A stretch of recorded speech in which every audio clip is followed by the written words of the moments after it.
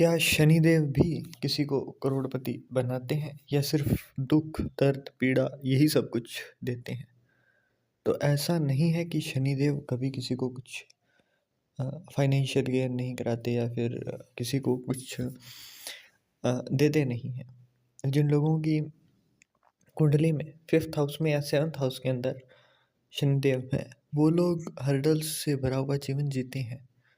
परंतु जिन लोगों की कुंडली में, जैसे हम कालपुरुष की कुंडली को उठाते हैं, तो वहाँ पर 10वें और 11वें घर के स्वामी सीधे सीधे कौन बनते हैं? शनिदेव। मकर राशि और कुंभ राशि का जो घर है, वैसे ही यहाँ पर क्या है कि ये दुख के साथ साथ सुख भी देते हैं। पर जब लाल किताब की ओर आते हैं हम लोग, तो यहाँ पर बहुत सारे एस्पेक्ट ऐसे हैं जहाँ पर शनिदेव, अगर उनको उनके अकॉर्डिंग लाइफस्टाइल दे दिया जाए, तो वो आपको अच्छा खासा पैसा भी देंगे, अच्छी लाइफ भी देंगे, अच्छी हेल्थ भी देंगे, each and everything what you want to him, तो वो चीज़ आपको मिलेगी। अब यहाँ पर होता है कि शनिदेव को लाल किताब के अकॉर्डिंग हम एक न्याय करने वाला न्यायाधीश के रूप में जानते हैं। यहाँ पर एक कॉन्सेप्ट होता है कि बलि के बकरे या फिर कुर्बानी के बकरे। तो कुर्बानी के बकरे होते हैं राहु और केतु। जब भी आप कुछ ऐसा करते हो जो कि शनिदेव के अकॉर्डिंगली नहीं होता है, उनसे विपरीत होता है, या फिर कुछ बैड कर्म आपने कर दिया, कुछ पाप कर्म आपने कर दिए, तो ऐसे में बलि के बकरे मतलब कुर्बानी के जो बकरे हैं वो है राहु और केतु। तो उन्हीं का ही असर आपके ऊपर दिखाई देगा। जैसे राहु, सडन लॉस करवा देना, किसी केस में फाइट में उलझा देना, आपके दिमाग के ऊपर ऐसा कब्जा कर लेना कि आप घमंड के चक्कर में, ईगो के चक्कर में अपना ही लॉस करते जाओ। एक ब्रह्म जाल में फंसा देना जिसके अंदर आप अलग अलग चीज़ों के ऊपर ऐसे डिस्ट्रैक्टेड रहो कि आप अपने काम तक पहुंच ही ना सको। ऐसे बहुत सारे लोग होते हैं जो कि एक ही टाइम के ऊपर कई सारे लोगों को हाँ करके रखते हैं कि मैं तेरा ये काम भी कर दूंगा, वो भी कर दूंगा। इसके चक्कर में वो खुद का एक काम भी नहीं कर पाते हैं ढंग से। वहीं केतु, जिसे लाल किताब के अंदर हम लड़के से भी मतलब मेल चाइल्ड जो होता है उससे भी रिलेट करते हैं, और आपके ट्रेवल, आपके माइंडसेट से भी रिलेट करते हैं। जब केतु की बलि चढ़ती है तो वहाँ पर क्या होता है कि आपकी डिटैचमेंट होने लगती है। जिस भी घर के अंदर केतु बैठा है वहाँ से डिटैचमेंट होगी। आपके फालतू के चक्कर लगेंगे, मतलब फालतू के ही ट्रैवल होते जाएंगे। आप कोई छोटा सा काम करने बैठे, उसके लिए आपने इतने ज़्यादा चक्कर लगा लिए कि आपका काम भी नहीं हुआ और फालतू के आप परेशान भी हो रहे हो। आपके माइंड में सेटिस्फेक्शन नहीं रहेगी। आपके माइंड को एक डूबियस नेचर दे देता है, मतलब हर चीज़ के ऊपर शक करना, किसी भी चीज़ के ऊपर एक अच्छे परिणाम तक ना पहुंच पाना। ये चीज़ आपको बार बार अपनी लाइफ के अंदर देखने को मिलेगी। अब इस वीडियो के एंड तक जाते जाते मैं आपको क्या उपाय करना है जिससे कि आप, चाहे शनिदेव कहीं भी बैठे हों, आपका काम बनेगा। दूसरा, आपको मैं वो चीज़ भी बताऊंगा कि क्या चीज़ कहाँ पर प्रिकॉशन रखना ही फ़ायदेमंद रहता है।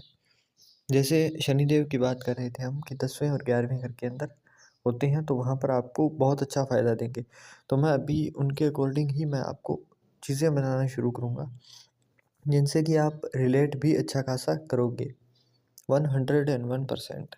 जिन लोगों की कुंडली के अंदर 11वें घर के अंदर शनिदेव है, वो पर्सन अगर 55 से 57 की उम्र के पहले घर बना ले, तो ऐसे लोगों को देखा जाता है कि वो बीमार ही रहते हैं बाद में। अगर अपने नाम पर उन्होंने घर बना लिया है तो बीमार ही रहेंगे, और ऐसी बीमारी लगेगी कि वो लोग, हो सकता है अगर कोई भी तरीके का उनको सपोर्ट नहीं मिल रहा है, तो वहाँ पर देखा जाता है कि ये अध बीच में, मतलब आधे जीवन के अंदर ही बिना कुछ किसी काम को सिरे चढ़ाए अपनी लाइफ को बीच में ही छोड़कर दुनिया को अलविदा कह देते हैं। इनका राहु, मतलब जो ससुराल, इन लॉज का जो फैमिली है, वहाँ पर भी आपकी किस्मत का मालिक शनिदेव ही रहते हैं। औलाद के मालिक भी शनिदेव ही रहते हैं, तो दोनों ही तरीकों से आपको दिक्कत देना शुरू कर देते हैं। अब इन लोगों की ज़िंदगी की बात करूँ ना, तो यहाँ पर क्या होता है कि आपको स्लोली स्लोली मिलेगी चीज़ें, बट मिलेगी ऐसी कि आपने भरोसा भी नहीं किया होगा। देर से मगर दुरुस्त। आप लोग देखिएगा कि आपको मकान का फ़ायदा, अगर आप खुद खरीद कर लोगे तो उससे हो ना हो, परंतु बिना खरीदे भी आपको कई बार ऐसा होता है कि आपने जहाँ पर एक्सपेक्टेशन भी ना रखी हो, वहाँ का भी आपको धन बिना खरीदे, बिना किसी तरीके से एकदम से अपने आप ही मिल जाता है।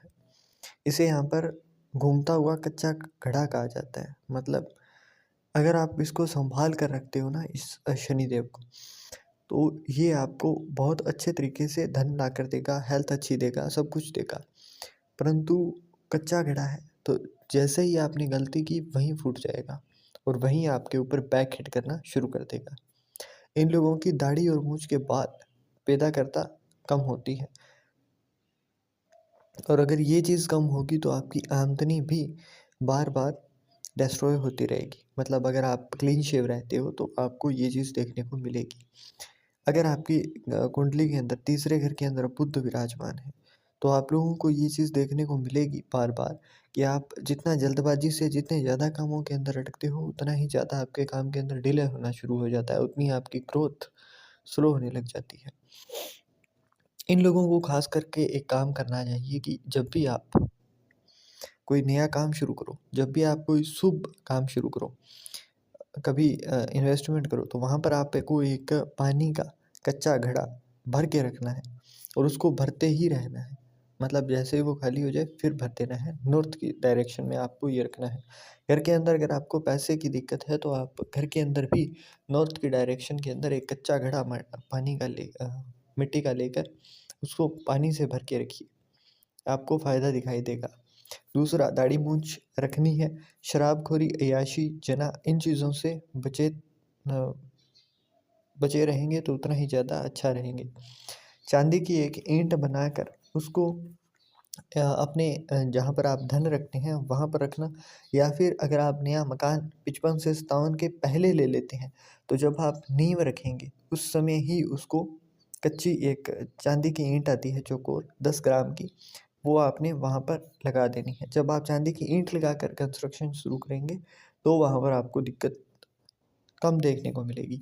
अगर आपका पहले से ही घर बना हुआ है, क्योंकि शनिदेव जब 11वें घर के अंदर होते हैं तो 55 से 57 की उम्र के पहले आपको घर नहीं बनाना चाहिए, मकान के मालिक होते हैं शनिदेव।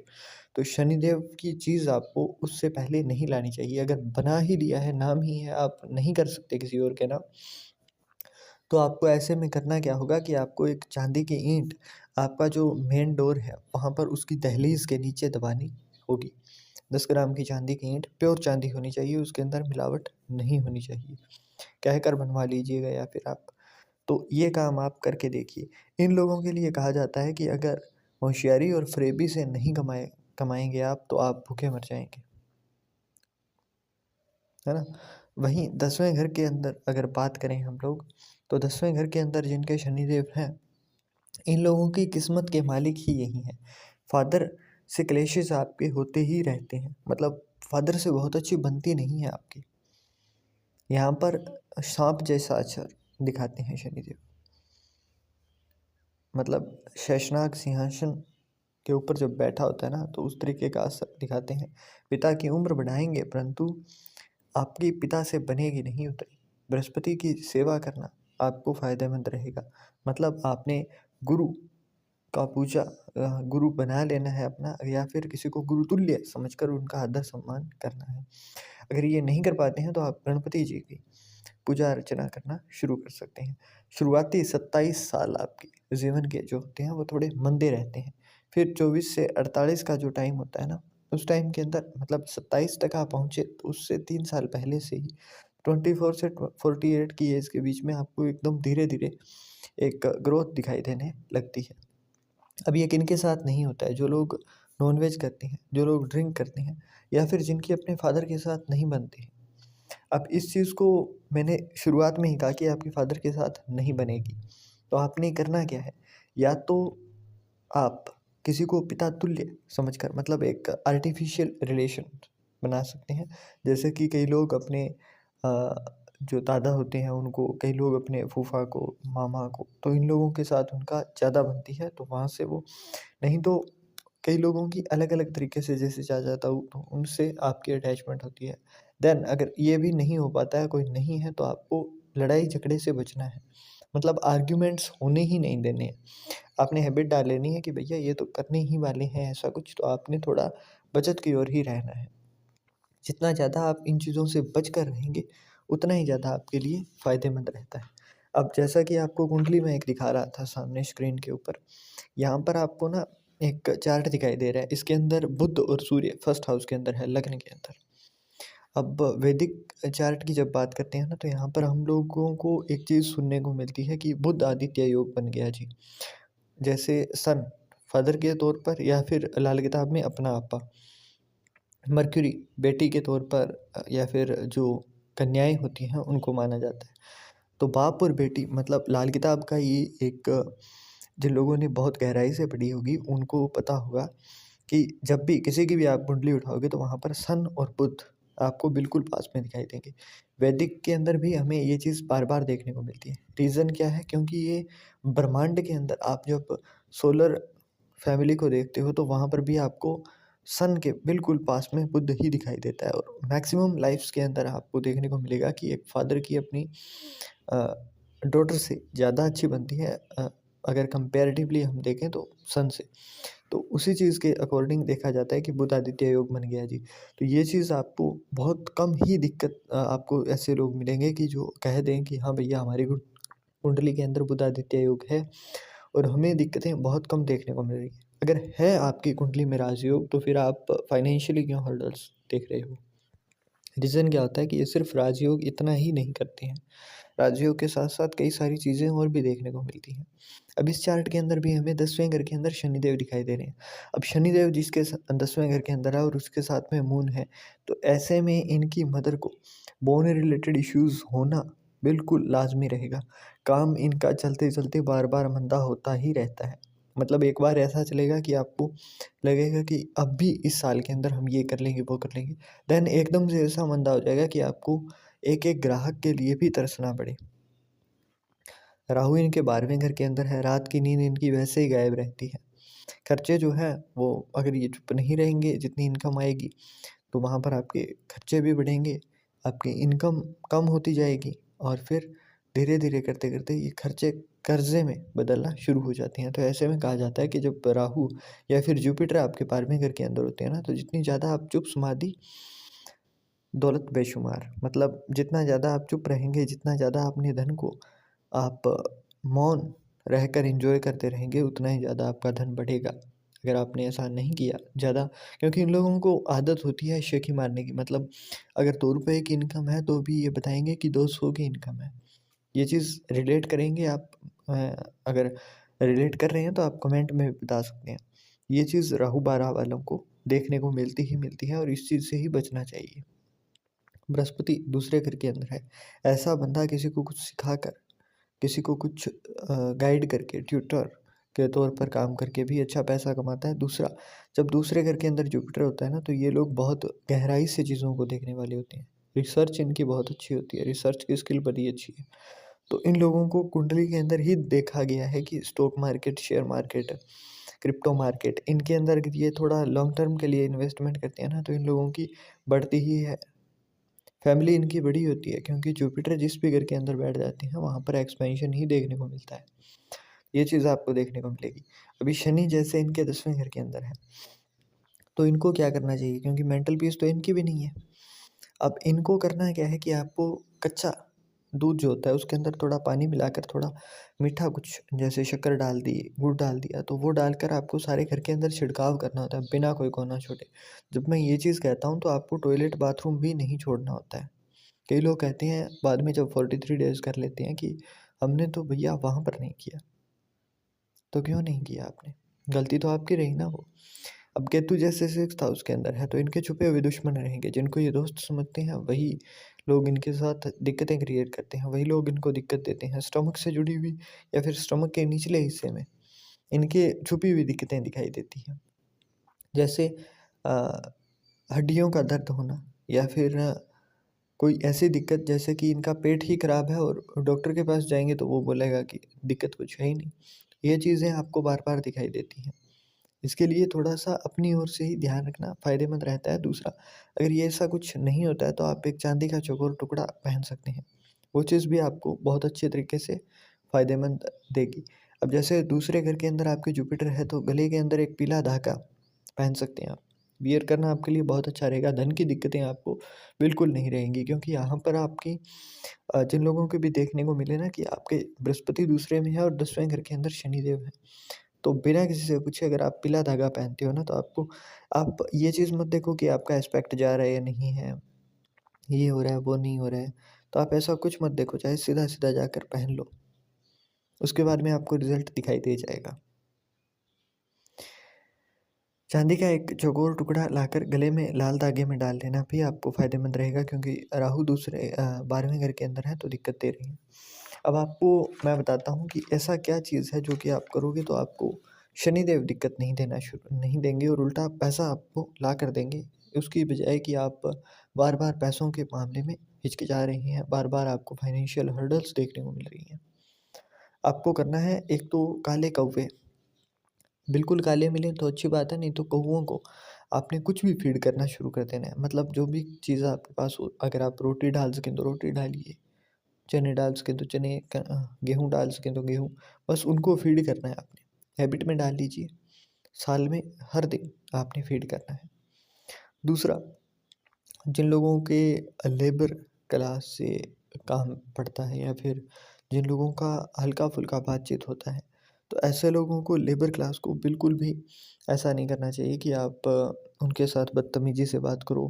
वहीं जो बुज़ुर्ग होते हैं और बूढ़े होते हैं, ख़ास करके जो विधवा हैं, उनके साथ आपने ज़्यादा दिक्कतें क्रिएट नहीं करनी है। बहुत ही अच्छे तरीके से बिहेवियर आपने अपना रखना है। क्योंकि जितना आप वहाँ से अच्छे तरीके से रहेंगे, उतना ही ज़्यादा आपको फ़ायदेमंद रहेगा। बाकी जिन लोगों के मकान की बात कर रहा था मैं, तो वहाँ पर आपको वर्षफल के अकॉर्डिंग उपाय करते ही रहना पड़ता है। नहीं करते हो तो आपको दिक्कतें देना शुरू कर देता है वो वहीं से। तो इन चीज़ों का ध्यान रखिए। शनिदेव भी आपको करोड़पति बनाते हैं, ऐसा नहीं है कि शनिदेव बिल्कुल ही बीच में छोड़कर चले जाते हैं या फिर सिर्फ़ दुःख तकलीफ़ ही देते हैं। जैसे अभी प्रधानमंत्री मोदी जी हैं, तो इनका भी जब शनि की साढ़े साती शुरू हुई थी, तो तभी इनको भी प्रधानमंत्री का ओहदा मिला था। तो इसका मतलब ये तो नहीं है ना कि आप को सिर्फ़ शनिदेव ही दिक्कत देंगे, और उनका तो जब से इन्होंने पहली बार गद्दी ली थी, उसके बाद में हर बार इनका शासन ही रहा है, ये शासन में ही रहे हैं। तो शनिदेव भी दिक्कत क्रिएट करें ऐसा नहीं है, आपको बस उनके अकॉर्डिंग चलना होता है, मतलब डिसिप्लिन मेंटेन करना ही पड़ेगा। ये यहाँ पर इफ़ और बट नहीं चलता है। दूसरा, नॉन-वेज, ड्रिंक, इन चीज़ों से जितना दूर रहोगे उतना ही अच्छा है। आपकी कुंडली में पहले से छठे घर में वैसे लाल किताब छूट देती है, परंतु नहीं है। जितना बचकर रहोगे तो उतना ही अच्छा है। अगर 5वें घर के अंदर शनिदेव हैं और ऐसे में अगर आपने 48 से पहले घर बना लिया, वहाँ पर आपको दिक्कत देगा। दारू पीनी शुरू कर दी तो बच्चों को दिक्कत देगा। मांस खाना शुरू कर दिया तो भी बच्चों को दिक्कत देगा, बच्चों से जुड़ी हुई दिक्कत देगा। बहुत सारे केसेज़ आते हैं जिनके अंदर उनको चाइल्ड की ही दिक्कत होती है, मतलब बच्चा ही नहीं हो रहा है। रीज़न ये है। 4th हाउस के अंदर अगर जुपिटर बैठ गया तो भी नहीं होगा। तो आप जितना बचकर रहेंगे उतना ही ज़्यादा अच्छा है। इन चीज़ों से बचिए, उसके साथ में जो उपाय मैंने बताया है वो करिए आप। करके देखोगे तो आपको रिज़ल्ट भी मिलेगा ही मिलेगा।